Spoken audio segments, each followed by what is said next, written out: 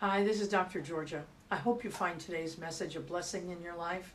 We want to make sure that we continue to provide these video messages for you when you can't come to church, or for those of you who live in a different state, or we noticed recently we have a lot of people in even different countries who are tuning in. So if that is you and you can donate to us, we invite you to hit that donate button just below the message here. So thanks so much.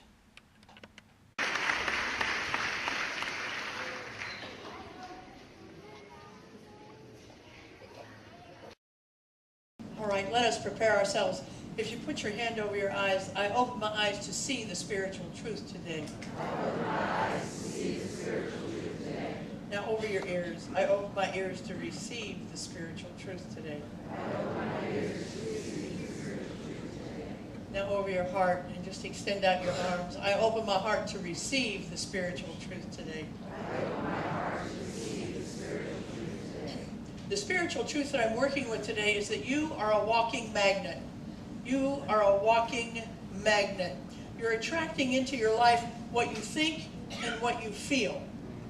And like all spiritual truths, this isn't just true because you're learning about it now. You know, sometimes people think spiritual truths happen when they become aware of them. They've been happening all of your life. You don't have to wait until you come to a church like this or watch The Secret or see an Oprah program. These spiritual truths are always working in our lives. And some of us already know that. Some of us already know this idea that we are the sculptor of our own lives. We've been paying attention. We've been awake and aware. And we've noticed the correlation between our thoughts and our feelings and the activities in our life. When it's working well for us, we're magnetizing good from us to us. And when our lives aren't working so good, we're magnetizing to us people, places, and situations that simply are a reflection of our thoughts and our feelings. Those thoughts and feelings that I'm not good enough, that I'm not worthy enough, that I don't deserve good things to happen in my life. They're simply a walking mirror of your consciousness. Now, they come in different sizes, different colors, different genders, different stations in life. Those people that you've magnetized into your life, but they're still simply mirrors of your consciousness. See, when we can look at it that way, we can use it as a way to see how we're doing in our life. You know, that X that you're having trouble with right now, you magnetize that X into your life. That boss that is not treating you fairly, you magnetized that boss into your life. You know, that friend who is there for you all the time, who's loving you all the time, you magnetized that friend into your life. And it's not just people, but also conditions and situations that we tend to magnetize into our life. Those extra pounds, magnetized right into your life. Those bills that keep piling up instead of going down, magnetized into your life. You know, and also the good things, that unexpected check that came in the mail, that so-called unexpected check. You actually magnetized that into your mailbox and into your life. Jesus knew the law of attraction, because that's what we're talking about here. It's the law of attraction, the law of magnetizing. Jesus understood that, and he even magnetized into his life Judas for the purpose of fulfilling his life. His purpose. See, everything and every person that we attract into our life is purposeful, and it's all the same purpose. And that purpose is to bring us back into alignment with who it is we really are. To bring us back into harmony and understanding that we are representations of God on this planet. That's the only purpose of us magnetizing these people into our lives. Everything and everyone who brings you discomfort has only one purpose, and that is to reintroduce you to you. to reintroduce your human self to your spiritual self. So what makes us so magnetic? Synergy. The synergy of truth and feelings. Synergy is just a word that describes combining things. And when we combine things, often the result is so much more powerful. You know, sugar, eggs, butter, all power, all great on their own. Put them together, I'm telling you. That's some powerful stuff. This congregation, all of you are powerful on your own. Bring you all together and then put the choir in, put Robert in. Combine that synergy, take the roof off this building. Amen. Yeah, synergy is what magnetizes for us in our life. And the result is so powerful. Jesus said, where two or more are gathered in my name. And what he's talking about is not the name Jesus, but the name conscious Christ. The name Christ, which simply means the anointed one. When two or more gathered in a higher consciousness, in a higher vibration in our life, powerful things, that synergy, powerful things begin to happen. Your thoughts are powerful, your feelings are powerful, and together they create the magnetic field that you are using right now to attract who you are in your life. And you know what? That should be really good news. That should be really good news. It should be the kind of news you want to go back and get the podcast of this so you can just hear that. So you can remember that my thoughts and my feelings are what are attracting me to my life. Why it's good news is because you have control over your thoughts. And your thoughts have control over your feelings. That's why Ernest Holmes said, change your thinking, change your life. He could have said, change your thinking, change your feeling, change your life. But he knew that if you change your thinking, your feelings would automatically change. And that would change your life. He was really just talking about what Paul said.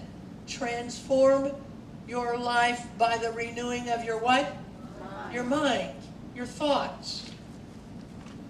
And we can do that when we do it together. Sometimes we debate over whether we can really control our thoughts. Psychologists tell us that we have 60,000 thoughts every single day. And occasionally, people who are operating a very high, vibrant level, very high level of consciousness, sometimes they even let those funky thoughts get past their God radar. All of us do that. My opinion is this, and it's just my belief.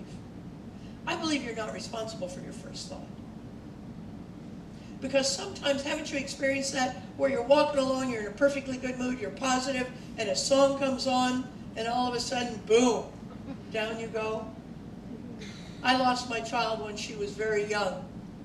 And every time I'd see a yellow school bus go by, I could be happy, happy, happy. And if a yellow school bus went by, down went my feelings. So I don't take responsibility for my first thought. But I want you to take complete responsibility for your second thought. So if your first thought is giving you anything but joy and happiness and love and hopefulness, know that you have work to do. You have spiritual work to do. And that spiritual work to do is to attend to that second thought in your life. Because here's the thing. Thoughts dwelled upon bring in human actors that will simply reflect back to you in language that which you are thinking in your life. They will actually bring people into your life that will give voice to the very stuff you're thinking about in your life. See, and some of my actors, I'm telling you, they are Oscar worthy. They are Oscar worthy. I would say this, if I believed in an external devil, I'd say they came from the devil's acting agency right into my life. Right into my life. But you're the magnet that brought them. But here's the good news. You can reduce those voices to non-speaking parts in your life. They might have come in with a voice, they might have come in with some talk, and so you're the director, you're the author of you don't have a speaking part in my life anymore. You don't have a speaking part. But here, you have to focus on that second thought. And that takes time. And you can't do it in the middle of all kinds of stuff going on. You have to do as Jesus did. You have to step back. You have to step back and you have to pray in your life. You know, I've gone to gatherings where before I got there, I was convinced people didn't like my kind. And because I was so convinced they didn't like my kind, and there was evidence for it, but I let that evidence convince me. And because I was convinced, the actors showed right up. Just telling me I'm not good enough. They don't care. I'm wrong. I'm an abomination. Whatever they wanted to say, I just let them say it. Because I put them there. And you and I are doing that all the time. I'm getting ready to get on a plane tomorrow morning to go to LA to go to a convention. And you know, people respect what we've done here in Sacramento a lot. Yeah. But there are a whole lot of people who don't like how I did it. They don't. And they've told me, and I know their faces. And see, I've been putting their faces up on my screen. I've been giving them their voices. I'm sure they're going to meet me in the lobby of the checkout in the hotel. Because I put them there. We have to stop putting them there. We have to step back and retreat. And I pray this prayer, and maybe you want to join me in it when you get in this situation. You have to, excuse me, I have to go to the ladies. Excuse me, I have to go to the ladies' room. Or the men's room. Non-gender, whatever you got. And you close the door and you say, God, can you remind me of who I am? Can you remind me that I am whole, perfect, and complete? And I promise you this, if you will pray that prayer, if you will ask that question, God will never let you down. But you can't do it in the middle of stuff. You have to step back. Close yourself off. And pray. And you'll always be given. You know, some people say it takes discipline. Spiritual work takes discipline. There's I'm not fond of churchy words, so there's some people who call it blisscipline. Okay? Blisscipline. I don't care for that. But you might. So whatever it is, it's work. That's what it means. It's work. You got to do the work, and that work means that you got to, you know, some of my negative thoughts that I put out into other people, they can outrun my positive thoughts if I'm not careful. They're very fast. So you have to make sure that you're able to do the spiritual mind treatment, your affirmative prayer, asking God to help, and you'll always catch up with those thoughts. See, positive language is our natural state. That's how we were born here. We came here not with, you know, putting a lot of stuff on ourselves or putting a lot of stuff. Did you ever notice a baby, when a baby calls out for mama, it doesn't say, Mama, God, your butt's kind of big, Mama. It say, Dad, oh, you didn't go to college? Get back. None of that happens. That's our natural state. Our natural state is positive talk, and we can get back to that. Well, Ernest Holmes, our founder, he wrote an essay called Affirmative Thought. And in it, there's lots of good energy and information in it, but I picked out 2 points that have helped me that I want to share with you. And the first one is this. You are surrounded by a creative mind that reacts to your thoughts. It doesn't ponder them. It doesn't evaluate them. It doesn't say you shouldn't be thinking this, think something else. It simply reacts to your thought. So if your thought is, God, I'm not feeling very good. Oh, okay. I'm going to react to that thought. I'll help you not feel good. See? It's impersonal. It doesn't save you from yourself. Whatever it is, I'm poor. Oh, okay. I'll help you be poor.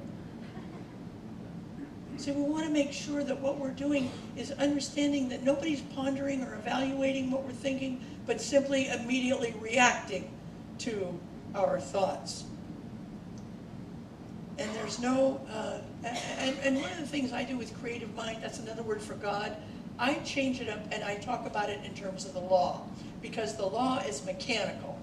It doesn't evaluate. It just responds. It just reacts in our life.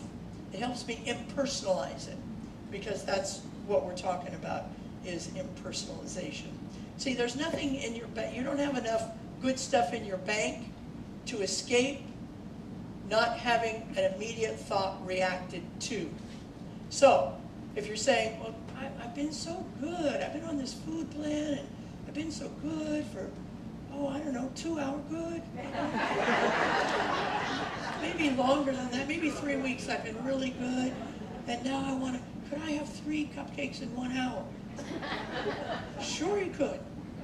Sure you could, because I'm just going to react to, there's nothing in the bank that's going to save you from having a thought that is not reacted to. Now everybody knows the term cancel, cancel. You know that term? Everybody say it with me, cancel, cancel. Okay, so that's something you can do. You have a negative thought, a thought that's going to get reacted to, because now you know, you're going to walk out of here and you know every thought's going to get a reaction. Not a manifestation, but a reaction. Now you know. You can say, okay, I'm going to take care. I'm going to be more careful with what I'm thinking of.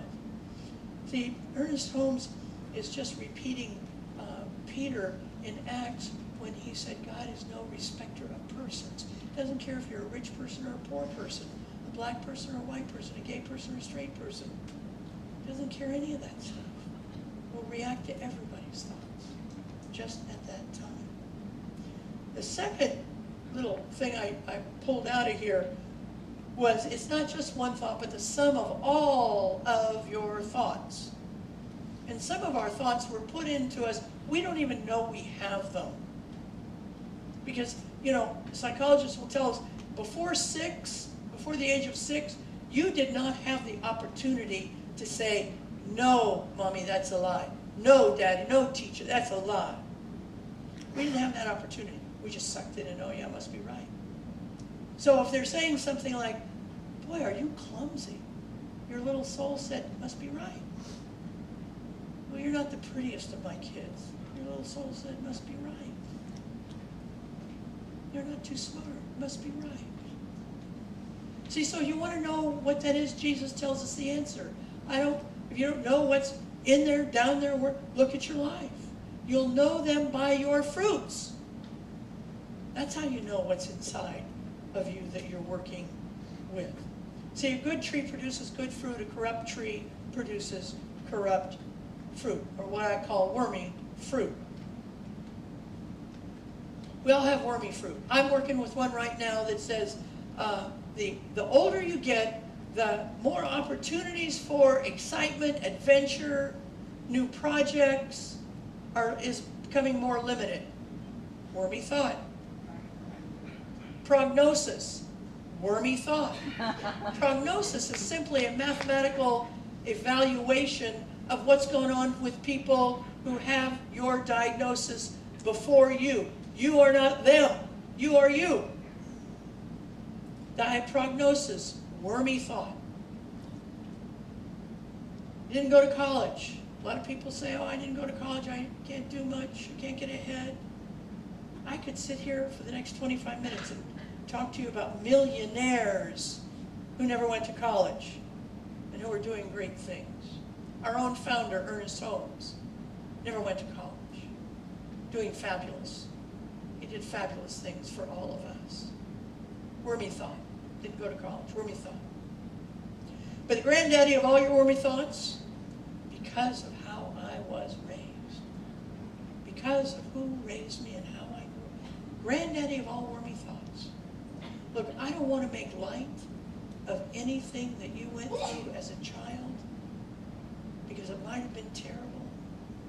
But that was then, and this is now. That was then, and this is now. You have an opportunity now to change it all. How you grew up is a story that you may want to tell people, but don't believe it yourself.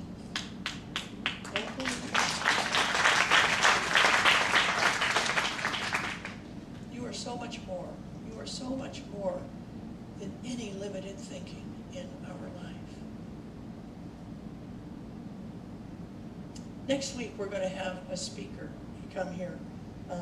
Before I get to that, let me tell you this. If you are wanting to have more opportunity in your life for anything, for friends, for compassion, for money, for opportunities, sign up for Prosperity Plus. It's taught by one of the premier teachers on the movement, Mary Mannon Morrissey. It's a 10-week class. It's going to start next Thursday night right in this room, and it is from 6:30 to 8, so it's not a long class. The cost to get in the class is $55. And then we ask you to tithe after that. So it's a great opportunity for you to learn how to use this law of attraction in a deeper way. It's going to, Reverend Brenda and I are going to share the teaching. Mary will teach, and we'll share the turning the machine on and off, and be here for any questions. All right, let me tell you about this guy next week, because I want you to be here. And sometimes when I'm not, I'm going to be here too, because I want to hear him. And sometimes when you think I'm not on the pulpit and you don't come, that's a bad plan on your part, because there are some great speakers out there. And one of them is Greg Lavoie. He's the author and bestseller of Callings, Finding and Following an Authentic Life, rated among the top 20 career publications. He is keynoted at the Smithsonian Institution, Environmental Protection Agency, National Conference on Positive Aging, Microsoft American Counseling, National Career Development. He's been on ABC, CNN, NPR, and PBS. He's a former adjunct professor of journalism at the University of New Mexico, former columnist and reporter for USA Today and the Cincinnati Enquirer. He's written for the New York Times, Washington Post, Omni, Psychology Today, and many other publications. I want you to be here because, you know, for two reasons. One is, every time you hear truth from a different source, it might be that accent, it might be that depth of voice, it might be the way he combs his hair. Something in that man is going to touch you next week. And the other reason is because when truth speaks to truth, we're all elevated. We're all elevated. So bring your friends, bring your enemies, bring anybody else you want to bring. Let's conclude with prayer. So we just simply acknowledge that God is in the very room, that there's no place where God is not. God is always here. Always saying yes. You want more peace? Yes. You want more love in your marriage? Yes. You want more money? Yes. You want new vacation? Yes. Whatever you want, the answer is always yes. As much, as Ernest Holmes says, as we can embody. So I work on my embodiment. I allow more to come in. I open. I give thanks for that. I release this word into the law, and together we say, and so it is.